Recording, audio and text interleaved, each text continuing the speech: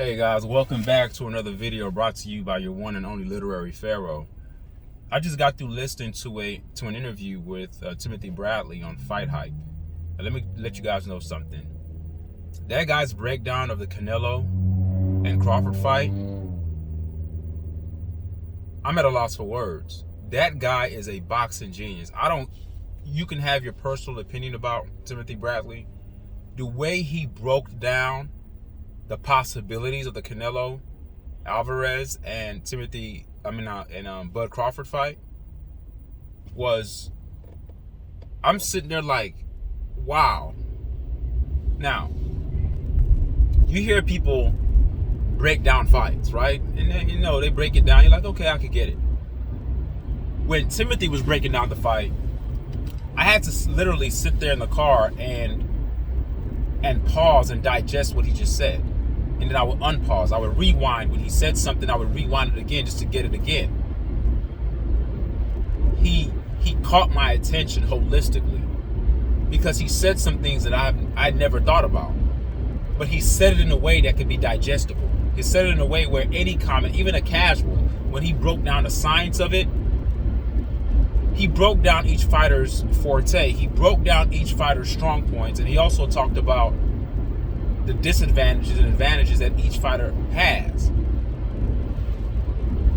A lot of people throw out the term 50-50 fight, 50-50 fight.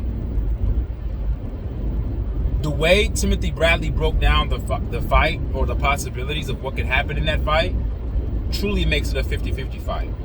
On paper alone, it's not a 50-50 fight. You say, but why not? It's not, because you have a guy that's moving up in weight to fight Canelo, who's been sitting comfortably at that weight. So he's been the king at 168. He's campaigned there for years. He's even fought fighters that were bigger than 168. So he's used to fighting within that realm of weight. Okay? And he's comfortable there. You have a guy who's never fought there before. He's not going to have a tune-up fight. Not a tune-up fight. I mean, you guys talking about, he hasn't even had matches. Like, he hasn't even had like a handful of matches at 168 to prepare himself for a guy like Canelo. Of course, he can't do that now because time is not on his side. Crawford is an older guy, and he doesn't have time to have 3 or 4 matches to prepare for Canelo. But he's not even having one match to prepare for Canelo. I want you guys to remove your emotions out of this for a second.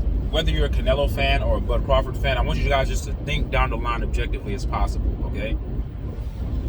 Let's have it flipped. For you Bud Crawford fans who are highly and emotionally imbalanced in your thinking, because emotions does cloud the judgment. It does it to all of us. It does it to me. I'm not immune from it. If I get highly emotional, logic isn't really sustaining me in my conclusions. I'm not really leaning on logic. I'm going with my heart and going off my gut. I don't want to go off of gut and my heart with this. Let's just look at it on paper and just look at the facts. Let's flip it. Let's say, because it's not a 50-50 fight. Canelo, it's actually a 70-30 fight on paper. Now, if you want to go down, now the way Timothy Bradley broke it down, after listening to him, you'll come out of that interview like, oh wow, Bud does have a chance, a 50-50 fight. But there's a lot of ifs. See, when you have competition with two people, or a basketball team or a football team, whenever there's competition between two groups of people, if you have to say the word if a lot for one side, then that means that the side that you keep laying down hypotheticals for, that side is usually the side that should not be favored. Canelo is favored for a reason. Because he's the better fighter. Or I should say he's the better boxer in terms of his accomplishments at that weight level. I don't know how Canelo would be if he was in a 140, 154 class. Or, I mean, not 154, or 147. And let's say they were younger, and Crawford was younger, and Canelo was younger. I don't know how that fight would materialize, because there's a reason why Canelo is the size he is. That's his superpower.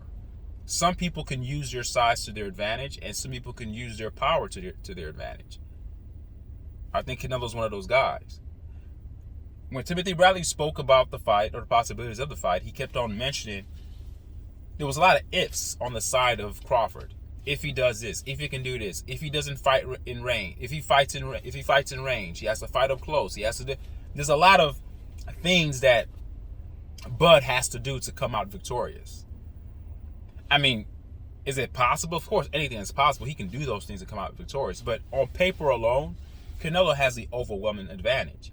It's not about race. People who are picking Canelo to win the fight, it's not all Mexicans that are picking Canelo to win the fight. As you can see, I'm not a Mexican, and on paper, I think Canelo will win the fight. If I was a betting man, and I'm not a gambler, and I'm not a betting man, I would have to put my money on Canelo. Not because I like Canelo personally. I don't know him. I don't know Bud personally. I'm just talking about looking at the fighters and looking at what they've accomplished, and looking at what Crawford is trying to do by jumping 3 weight classes to fight a guy who's been comfortably dominating at 168. Now, sometimes people say, well, Canelo hasn't really looked that great in his last fights. He wins, he gets touched, and Timothy Bradley brought up those points, but those fights, he didn't take those fights seriously. I mean, he did and he didn't. Those guys aren't Crawford. See, Canelo is not going to pick a fighter that he thinks is going to beat him. Let me explain this. If he chose not to fight David Benavidez, who is in his weight class, because he suspected that David Benavidez might beat him, he doesn't want to tarnish his legacy. Okay, we get that. Why would he then, which is worse? I want you guys to put on your thinking hat for a second.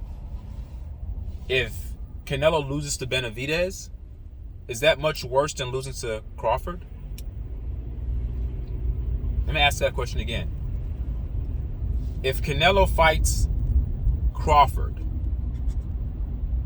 and loses to Crawford,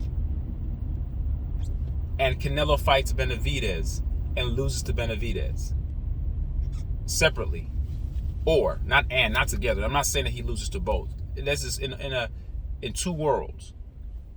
In the first world, Canelo fights Benavidez and he loses.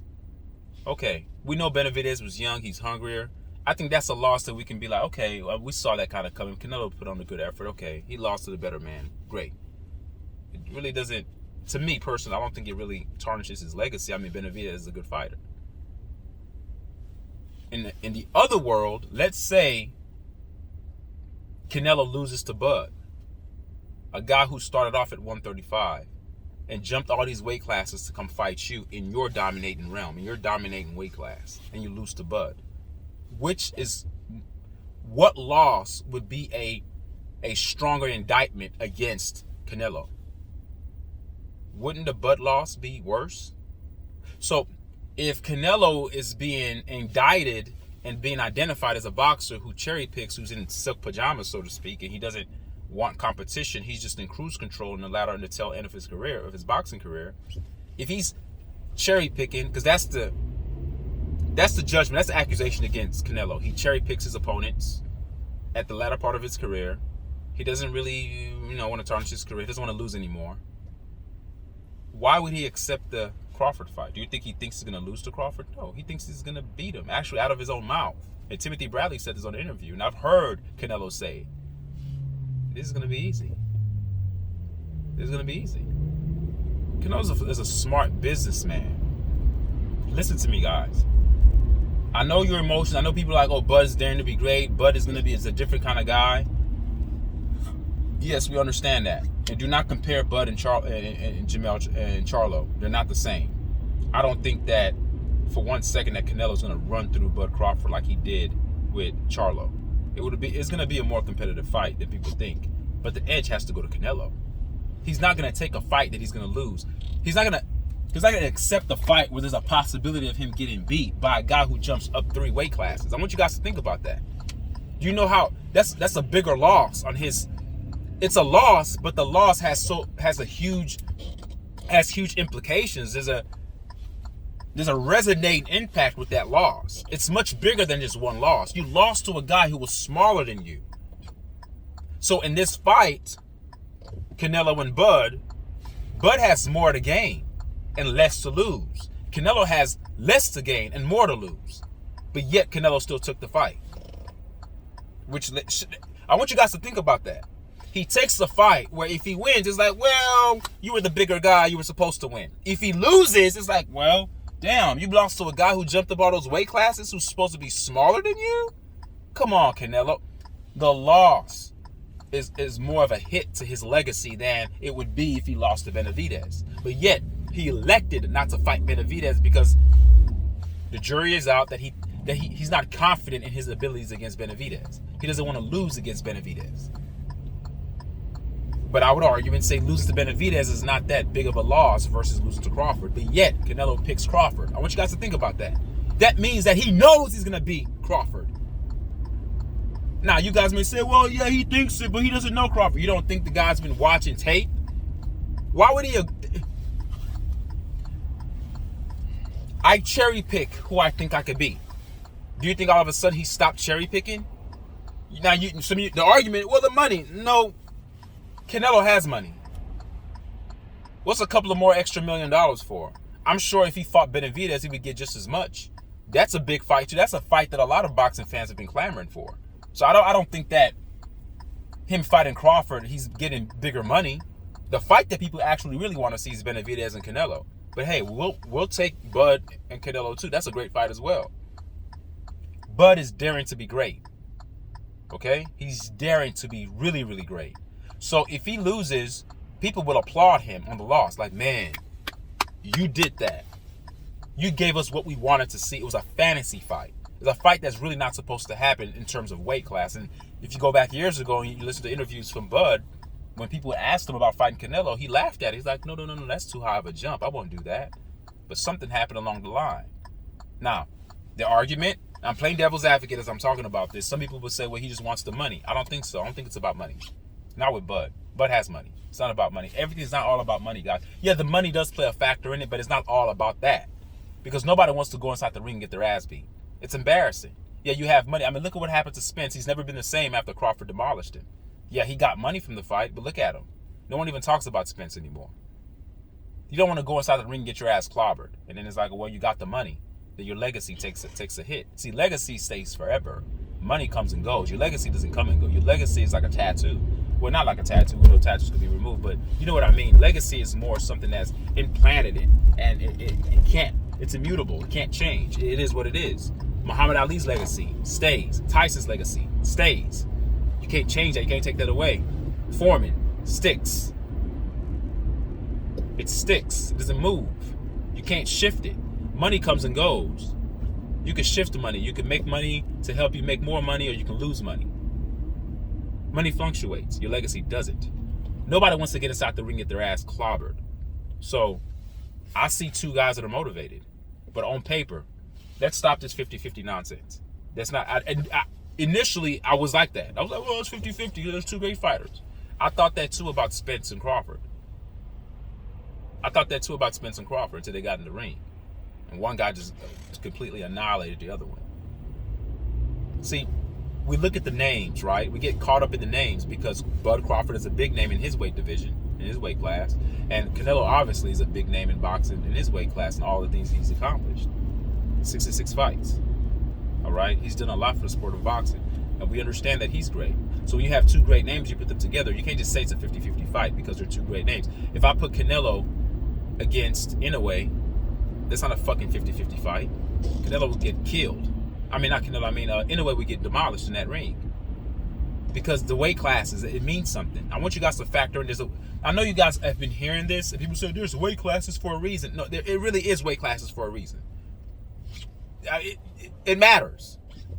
That's why some people can use their weight for an advantage. Those are people who weight bully and take certain supplements to remain at a certain weight, and then they blow up on fight night, and they use their weight to bully the other opponent. Weight does matter. Even something as far as 5-10 pounds, it matters. It matters. In a fight, in a technical fight, we're not talking about brawling in the street or a bare knuckle fight. We're talking about boxing, being tactical. the sweet science of boxing. It's not all about, oh yeah, I have quickness. If a guy is just as skilled as you and he's bigger, that's a problem. Canelo is skilled. Now, people may think that because he's a plotter. So Timothy Bradley said he's a plotter. He plots forward. He's not bouncing around like Muhammad Ali. Everyone has their own different style. But IQ is up here. People think Benavidez doesn't have IQ because his fighting style. Even, David Morrell tried to make fun of him, saying that he fights like a robot. He just puts his hands up and walks forward like a robot. Yeah, that robot is downloading data. That's IQ. I'm seeing your tendencies as I'm moving forward. See, my style of fighting is to plot forward. And I'm going to collect data and see your tendencies when I'm plotting forward. When I shoot a jab, I'm going to see how you react to that. Boxing is IQ. Fighting is not IQ. When you're just fighting in the middle of the street like a bar fight, that's just two people just swinging at each other.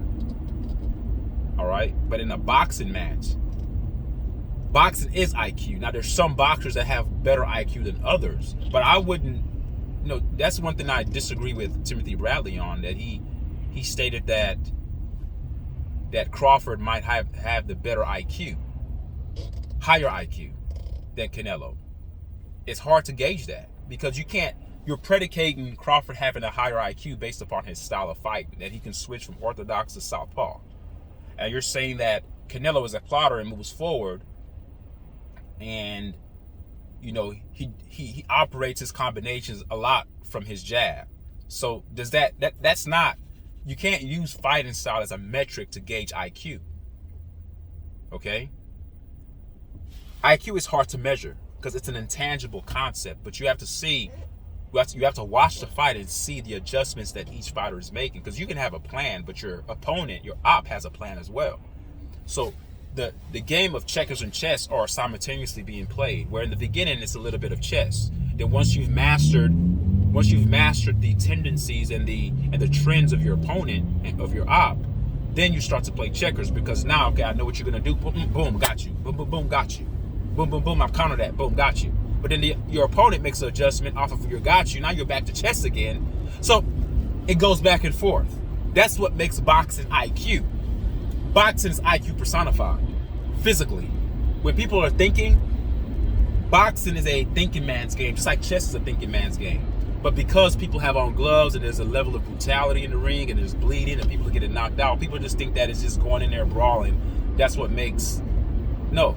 Even a small degree of brawling has its lore dipped in the cesspool of IQ. IQ is a cesspool. It's different varying metrics of IQ. But to say that Crawford has higher IQ because of his style, no, you can't say that. I don't know who has a higher IQ.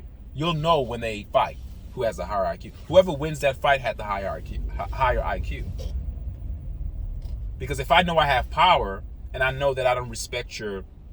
Let's say, for instance, Canelo knows he has power, right? And let's say Canelo throws a power punch, a powerful hook, all right? And it catches Crawford flush. And he sees Crawford kind of get woozy a little bit from that hit. IQ registers that data, keeps that power punch in his back pocket for later rounds, knowing that I can touch him. But now I'm going to kind of rip his body up a bit, get him to bring his guard down lower and lower. So in the 9th, 10th round, I could catch him upstairs again and possibly put him out. I'm just giving a general scenario here. That's boxing IQ. Boxing IQ is to say, oh, I hit him with a hook, I'm going to keep throwing my hook. I'm going to keep spamming the hook. You're an idiot, because you're disrespecting the IQ of your opponent. Now your opponent knows, okay, you hit me upstairs, I'm going to put my guard up so you don't hit me. But then you do that, then the opponent that hit you up there, if they keep swinging up there, then they're dumb, because now your guard's up. The smart thing to do is go back to the body, to have them bring the guard back down again so you can go back upstairs later on. You see how the game goes, it goes back and forth. So I don't really know who has a higher IQ. Both guys have high IQ. We'll see who has a higher IQ after the fight. The outcome will predict who had the higher IQ. Spence's boxing IQ against Crawford's boxing IQ when they fought was Not even close. Yeah, prior to the fight, 50-50. During the fight, it's like, damn. Where's Spence's adjustment? He got his ass dominated. It was like an amateur. He looked like an amateur. I know that you guys gonna blame it on, oh, he had an accident, he's been out of the sport. No, man, no. Spence's style is no. Crawford is that good. But he's climbing up a mountain that I think is a little bit too high for him to scale. Canelo is that mountain. Canelo is not taking a fight he thinks he's going to lose, folks. He's getting... I know you guys are going to bring up the Canelo versus Mayweather. That's not... The Canelo today, that's not Canelo. The Canelo that fought Mayweather, that's not the Canelo today. As a matter of fact, that Mayweather ass whooping taught Canelo a lot. 66 fights, that's a lot of fights. It's a lot of big fights. Not to say that Crawford hasn't been in big fights, but if you want to talk about experience, Canelo has it. Canelo has it. So the breakdown from Timothy Bradley was otherworldly. I loved it. I didn't agree with everything. Like I just said, I don't agree about the IQ part, but I respected his breakdown because he gave hope to a lot of people who didn't think that Bud Crawford had a chance. But me, there's too many ifs. He has to do too many things. Now, is he capable of doing all those things to beat Canelo? Of course he is. But do I think that he can do all that in the ring against another guy who has high boxing IQ as well, who's also skilled, who also is used to that weight class and has dominated in that weight class and has fought bigger guys in that? Come on, guys. It's a great story. It is. It's a great story if Bud Crawford can pull this off. If Timothy is right and Bud actually goes in there to do all those things that he says that he can do, and let's say Bud pulls off it's going to be an upset. This is not a 50-50 fight. You guys know it's not. Because you know it isn't, because if Bud wins, he climbs.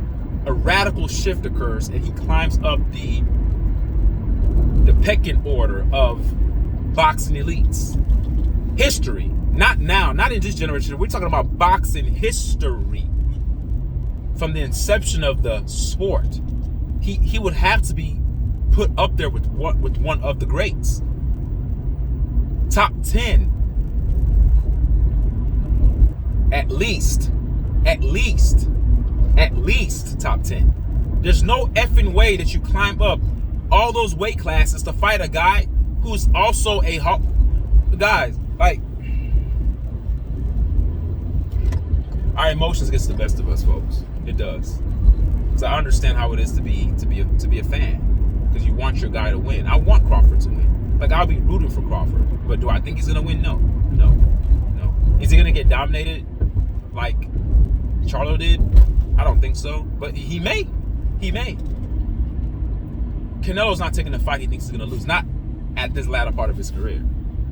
And now, if this fight will be probably his most, well, you know what? This fight might be his most challenging fight because of the kind of dog mentality that Bud Crawford possesses. But remember, he has a 4-fight deal. I don't know who the other opponents are going to be, but whatever deal he worked out with Turki Al-Sheikh is a deal that's lucrative for him, and he's willing to do it. You see, Canelo wants his cake, and he also wants to eat it as well. You say, what do I mean by that? What I mean by that is that he wants his money, but he also wants to win. This is easy money for him because people have this grandiose ideal, in theory, of what they believe Crawford can do because Crawford is great. The one thing I applaud Crawford over is that he's willing to take this risk. He didn't have to do this. It wasn't like Canelo was begging to fight Crawford. It's Crawford who said, no, I want you. It's not about money, guys. It's not. I respect Bud so much for this. Even if he gets his ass kicked against Canelo, which I think is going to happen, I respect him 100 times over for doing this. It lets me know that he's literally daring. It's like truth. It's a game. He's daring to be great because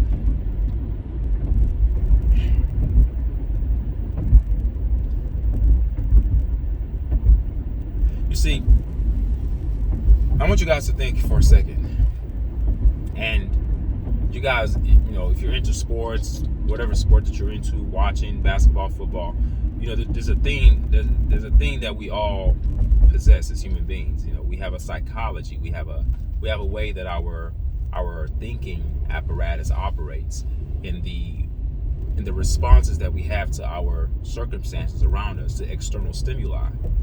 And we have certain things that happen outside of us. It kind of influences our thinking. Sometimes we go into flight or fight. The amygdala thing kicks in. Sometimes we have to operate more using our frontal lobe in a sense that we have to be more logical. And sometimes it's just a combination of both. In sports, you guys should know this. Sometimes, at times, most of the times, more often than not, people are often played down to their competition. You say, what do you mean by that? Exactly what I just said. If you're fighting against a fighter who you think that you can beat, who you know down deep in your heart that you can beat, who has or possesses a similar style to other boxers that you beat,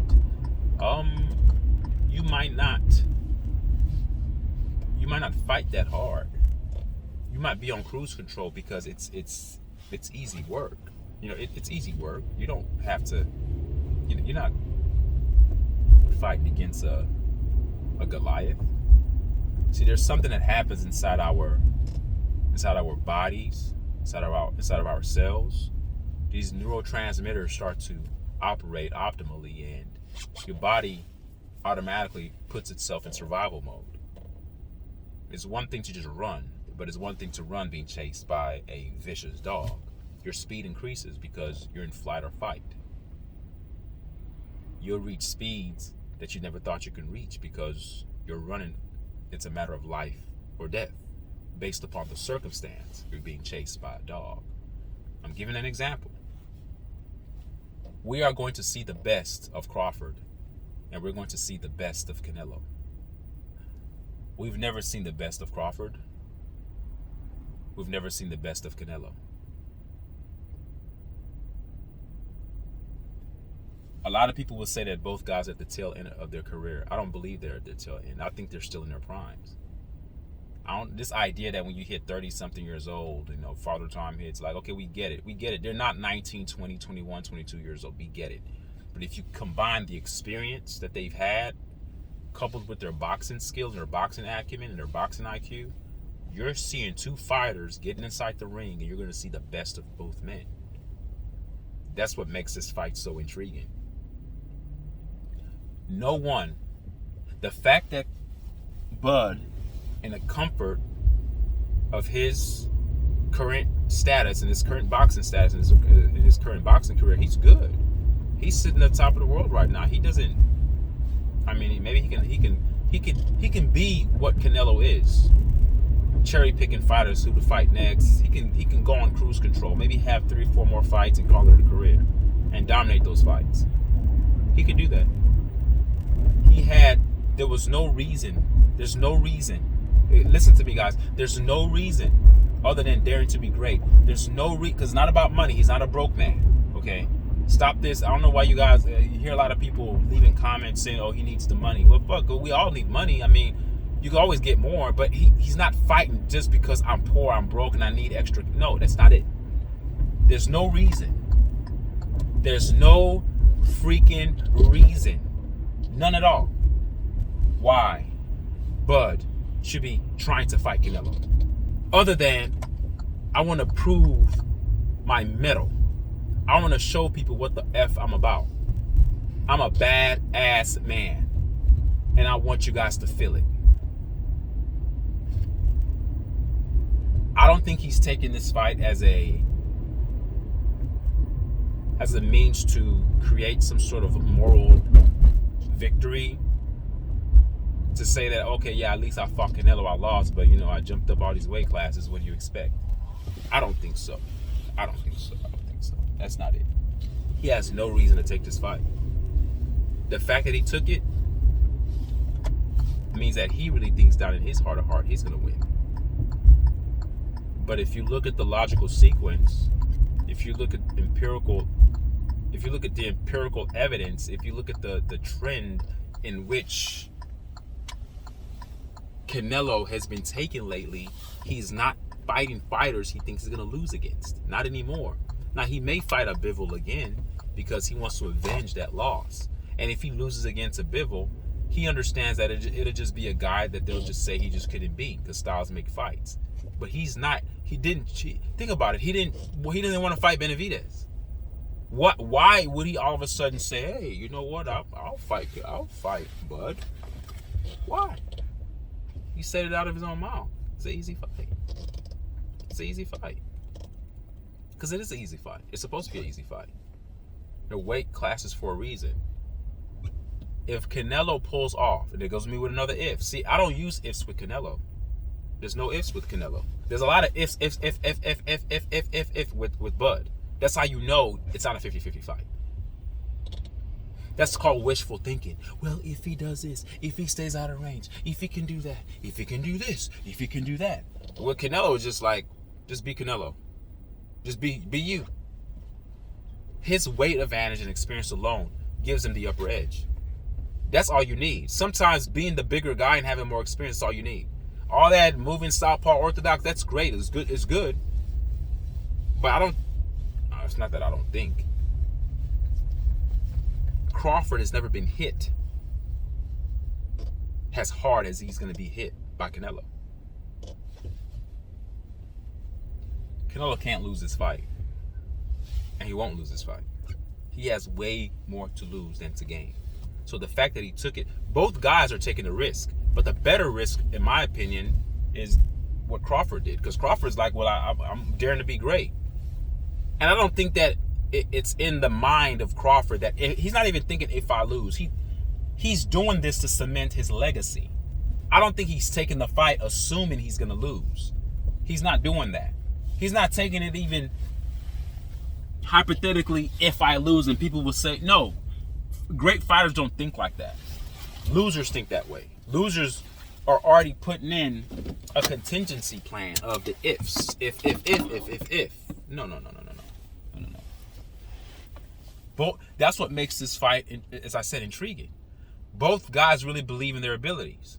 But then again, science kicks in, physics kicks in, the bigger man kicks in, experience kicks in. There's a reason why most boxing pundits are saying that if Crawford beats Canelo, it's unprecedented. Like, you're not supposed to do that. You're not supposed to do what you're doing, Crawford, and beat Canelo. Jumping up 3 weight classes. Not taking one fight at 168 to kind of get your feet wet.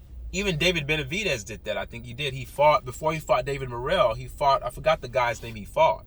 But at least he had one fight at 175 before he fought David Morrell.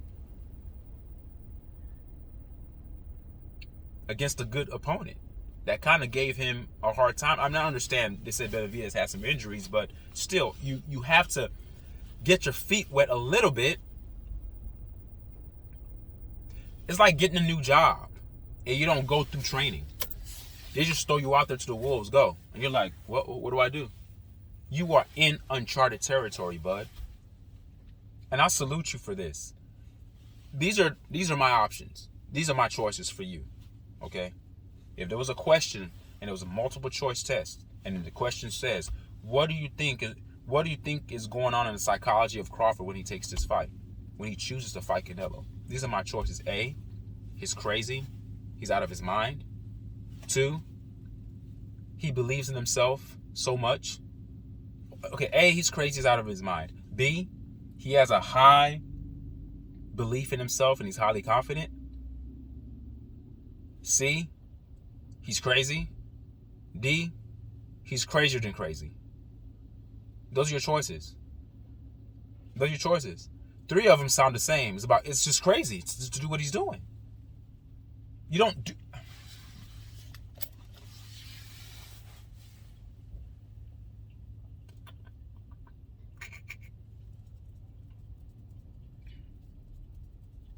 Guys, listen. You don't do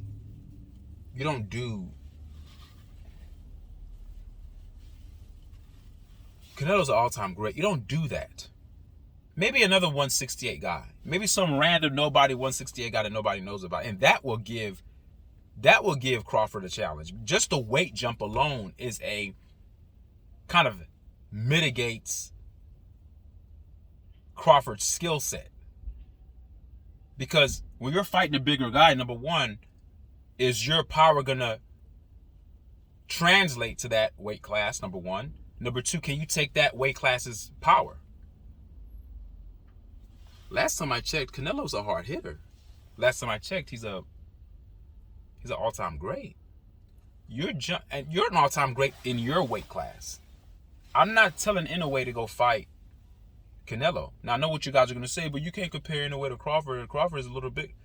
The point that I'm making is that size matters. Of course, I'm being hyperbolic, and I'm using the extreme example to show you guys, to kind of give you guys an idea of why I think that what Bud is doing is insane. It's insane. That's why if he wins this fight, you're not supposed to. You weren't supposed to. You're hella good. You're divinely good. You are the best boxer on planet Earth. You're not supposed to. You're not supposed to, against a younger guy at that. Canelo is younger. Yes, he's fought more, but he's still younger. You're gonna be almost 38 years old when you fight him. During that fight, you'll be turning 38 probably a week, 4 or 5 days later. You turn 38. You're fighting against a guy who's 35. 3 years is not that big of a difference. Yes, it is. Could you imagine Bud 3 years ago? How he was, how he looked? I'm not saying he slowed down, but age does matter. Science kicks in. Yes, I understand the melanin genetic makeup of a lot of melanated fighters. I don't like to use the word black fighters because no one's black. No one's the color black. So I'm very intentional with using my words or choosing my words very carefully. I don't like using the word black because we're not black people and we're not African Americans. So you're gonna hear me use the word colored or melanated. That's what I use. So when you look at the melanated gene, we don't have the recessive gene. That's why we're very athletic. We're very strong. Black men's dicks are bigger. Pause. I'm just being honest. We're just better at a lot of things. So it's not that big of a deal that Crawford is going to be 38, but it's a deal. It's not a big deal, but it's a deal because age hits everybody, but it doesn't hit the melanated man the same way it hits those with the recessive gene.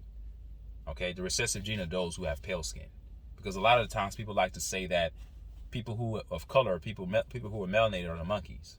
You saw the insult of Baronchik, whatever the hell his name is, giving Keyshawn Davis some bananas and watermelon, a box of bananas and watermelons in his locker room, which is very offensive. But it shouldn't be offensive, because if you shave off the hair, if you shave off the fur off of a monkey, their skin looks more like Baronchik, whatever his name is. I don't even know how to pronounce his name. Baronchik. It looks like his skin. People are looking at the color of a monkey, but monkeys don't have lips. Those with the recessive genes don't have lips. A lot of those with the recessive gene are trying to get lip fillers. Monkeys don't have an ass. What race of girls are known to have flat asses? Not our women. So if you look at the genetic makeup of a monkey and even their mindsets, it's more linked to those with the recessive gene. Melanated people don't have that recessive gene. I don't even know where people get the idea of melanated people are monkeys. We're not the monkeys. If you're scientifically speaking, they are more monkey than us. The recessive gene lies within the monkey. That's them. So I say all that to say that the genetic makeup of Crawford, being an athlete, being very strong, having a wrestling background, it makes this fight very intriguing. But you're not wrestling when you're boxing. Yeah, you can use some of those tactics in there, but this is a tall order, man. This is not a 50-50 fight. It's 70-30. At best, 60-40. No, you don't do that, man. You don't do that. You don't do that. You see, and that's what convolutes the rational faculties of the mind when you look at two greats within their own weight class and you bring them together. Canelo's not going down in weight. I want you guys to understand that. He took this fight because it's comfortable, it's easy work. I don't have to lose weight to fight you. You have to gain all this weight to fight me. That's not your comfort zone. Now, Timothy Bradley said something that was very, very, had me thinking a little bit. He said, even though Bud Crawford initially was like, no, I'm not going to fight Canelo because it's too big of a weight class, it's too big of a jump, and now he says yes, Timothy Bradley says, well, he must have seen how he feels walking around in a bigger weight, and he knows his body, and he feels that he can do it. It's one thing to feel like you can do something. It's one thing to actually do it against a world-class fighter, against a Hall of Fame boxer, against a legendary boxer.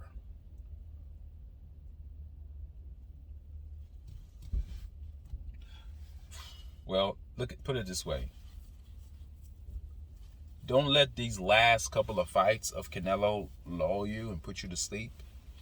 We're going to see a savage Canelo in the ring because he cannot afford to lose. Bud can, but I don't think he's going in there saying I'm going to lose either. But in terms of legacy hit, the spike to legacy goes on the side of Crawford. His legacy is spiked up radically. It's a radical shift upward without a freaking shadow of a doubt. He beats Canelo, and don't let him beat Canelo in decisive fashion. Oh my God. But see, I don't see that happening. I don't. It's too many ifs. Now, if there was some kind of package that was worked out and they said, well, it's an automatic trilogy, then I would use the first fight as a barometer, as a gauge to see what's gonna happen the second fight. I've never seen these two guys get in the ring, but all I can say is that I've seen Canelo fight and I've seen Bud fight. I haven't seen Bud fight a guy like Canelo. While jumping up the weight classes. Not one weight class, not two, but three. Come on, God. Come on. And I don't even care. A lot of people want to bring in look at the way Bud looked against Madrimov. Okay, I get it. Madrimov and Canelo don't fight the same. Actually, that's a poor reason to give for Canelo being victorious, because that's actually a poor reason. Actually, that backfires on people that are using the Madrimov fight as a way to say that Bud has no chance because Madrimov gave Bud a hard time, and you guys thought that Bud was gonna just go up to 154 and just dominate a guy who did not want to engage. The guy was just throwing feints all day, in and out, bouncing up and down. I mean, do you know how hard it is to fight a guy like that? And still, Bud still brought it to him. He did not want to face the power of Bud. A lot of people talk about Tank's knockout percentage. I think 93, 94 knockout percentage rate. If you look at Bud's fights, his knockout percentage is just as high as Tank's. Do research on that. If I'm wrong, I'll have to look it up. But I don't want to give you guys something. Just write this in pencil. Don't ink this. But I think that their knockout percentages, when Bud fights, it rarely goes to the scorecards. Now, I did against Madrimov. But he has power. Madrimov knew that. He didn't want to exchange. Madrimov and Canelo don't fight nowhere. Madrimov is like the Matrix. It's like the Lomachenko kind of fighter. They tap, tap, tap, go in. A lot of foot movement. You can't. By the time you figure out their trend, it's like the 10th round. And then people are like, oh, he's giving him a hard time. He didn't give Bud a hard time. But Bud was like, okay, you're not willing to box me. I'm gonna outbox you at your game. You want to do all the feints and all that? We'll do that. And I'm gonna still whoop your ass. And if you even try to exchange with me, I'm gonna punish you. Which is why when Madrimov got punished, he woke him up. He was like, oh hell no, I'm not gonna do that anymore. Of course, people say, well, Bud got caught with right hands. It's a boxing match. You're gonna get caught. What? Guys, stop thinking emotionally. It's called a boxing match. It means that you're gonna get hit.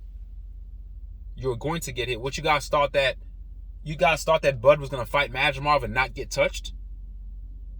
Then you guys aren't giving credit to Madrimov. You guys are disrespecting Madrimov's talents and his skill set. He's a boxer too. He's a professional fighter too. A good one at that. Yes, he doesn't have that much experience. I think that was his 11th fight or 12th fight. Nevertheless, he's still a good boxer. A boxer that's hard to beat. He was 11-0 for a freaking reason. Now you guys are like, who has he fought? There's always some kind of excuse to throw out there. Look, all these boxers are professionals. Everyone that fights is capable of getting beat. You have to be the person to go out there to beat your opponent. And just because you may make it look easy doesn't mean that you fought an opponent that was lesser than an opponent that needed to be, given the proper respect that they deserve. These people are getting inside of a ring, committing to a sport that's dangerous. And you guys sit there and say, who have they fought? They fought another professional boxer. That's who they fought. And respect the boxing game by respecting boxers. Stop this bullshit looking at their records where this guy had 2 losses. He fought a guy with 3 losses. It doesn't matter. Those people who have 2 or 3 losses are the same people that'll knock your ass out if you take them lightly. Tank better not take Lamont Roach lightly. I don't think he will. But you know my point. So this Canelo fight is this Canelo and Bud fight is I can't wait. I mean, we are in February, and I'm thinking way ahead to September. This is what I live for. I love, like, this stuff is, I'm a simple man. This is stuff, I love it. I love it. And I can't wait to watch it. I want to see, can Crawford pull off the impossible? I'm rooting for him. I want him to win. I just don't think he can. Sometimes you can dare to be great, and which is great, because Canelo has done it. He dared to be great by fighting Bivol at 175 and lost. You can dare to be great, but people respect that about Canelo because he dared to be great. He took a calculated risk, came up short, and that's okay. People can say, okay, look how he jumped up to 175 and lost. But in terms of a weight class that he's dominated, you have a guy jumping up to fight you in your comfort zone.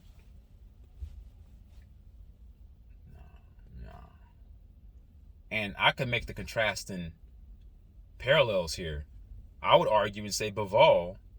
I wouldn't say Bivol is great at 175 the way that Canelo was great at 168. So even though Canelo made the jump to fight Bivol, Dimitri Bivol, his jump was still daring to be great, but the jump that Crawford is doing is insane. Because the level of Bivol when Crawford fought him is not the level of Canelo. The level of Bivol when Canelo fought him is not the level of Canelo when Crawford is fighting him. What do I mean by that? It means that the greatness of Bivol is not at the same level of the greatness of Canelo. And Canelo didn't jump 3 weight classes to fight a guy who's been sitting comfortably at 175, dominating his weight class. And then it's not like, I don't believe that Bivol, I don't know, I don't know the facts on this, but I don't think that Bivol was his first fight at 175. I think he fought somebody else before he fought Bivol. Crawford's not doing that, folks. I want you guys to factor in these little details. When you skip over these details and you're just looking at the glamour of the fight and you're looking at the big names and you're emotionally invested into one boxer and you want to put all the arguments out why your boxer would win, if you have to put out a lot of ifs, your boxer's going to lose. It just is. Same thing I did. I made the same mistake with David Morrell and David Benavidez. I picked Morrell to win because I said a lot of ifs. If you watch my video, I was like, well, if Morrell does this, if Morrell can do this, Morrell has better feet. If. It's one thing to if. It's one thing to actually execute it while somebody's coming at you, throwing heavy blows at you. Hey. All right, guys. All right. Think. And if Bud loses this fight, he's not a loser. He's a winner in my book because he's bringing boxing. His decision alone to fight Canelo has brought boxing back on the forefront. The casuals, even people who don't even give a damn about boxing, will tune in. This is exactly what the sport needed. We're entering a new stage of boxing where Turki Al-Sheikh is doing a lot of things with boxing, making it bigger than what it is. And I like the direction that boxing is going. The trajectory of boxing is moving in the right direction, in a direction that's actually pleasing to me, because no longer are we having this and I think that the old guard, I think Canelo's generation is a generation that's going to fade off, and the Benavidez's and these the newer generation are going into a boxing era where everyone is fighting everyone. Not, oh, you're with this company, you're with this promotional team, I can't fight you, the contract. No. Turkey Al Sheikh is just like, man, we're gonna find out season, Riyadh season. We're gonna just put fighters, the fights that people want to freaking see. That seemed, because back then it seemed like fantasy back then. Like, oh my God, who would win out of these two boxers? You don't have to wonder anymore. Those fights are gonna be put on. Now, in this day moving forward, boxing is changing. And no one gives a damn if you're undefeated anymore or if you have 1 or 2 losses. People just want to have great matchups. That's what it's about. It's sort of like in basketball. Like, we don't say, okay, I want to watch the game with the 2 best teams. I mean, it's more intriguing. But sometimes the matchups, you want to see certain guys go against certain guys. And boxing is not a team sport. It's one-on-one, mano a mano, 2 men inside the ring. Boxing, fighting, being tactical when they need to. Playing a combination of chess and checkers. Checkers when they've collected the data. Chess while they're collecting the data. But still being offensive-minded and defensive-minded. There's no way you can box and not have IQ. IQ is boxing personified. Or boxing is the physical embodiment of IQ. If IQ had a physical nature, it would be put out in boxing. Because you have to think in that ring. And if you don't, you're going to get punished. So there you have it, guys. I've talked long enough, but man, I didn't even think this video was going to be this long, but that's how intriguing this match is to me. So again, if Crawford wins, more to gain, less to lose. The pressure is on Canelo. The pressure's on Canelo. It just is. All right, peace, guys. And that pressure is going to bring out the best of Canelo, I believe. And I think Canelo's going to win the fight. All right, peace. Take care, guys. Remember, your health is your wealth. Till next time. Bye.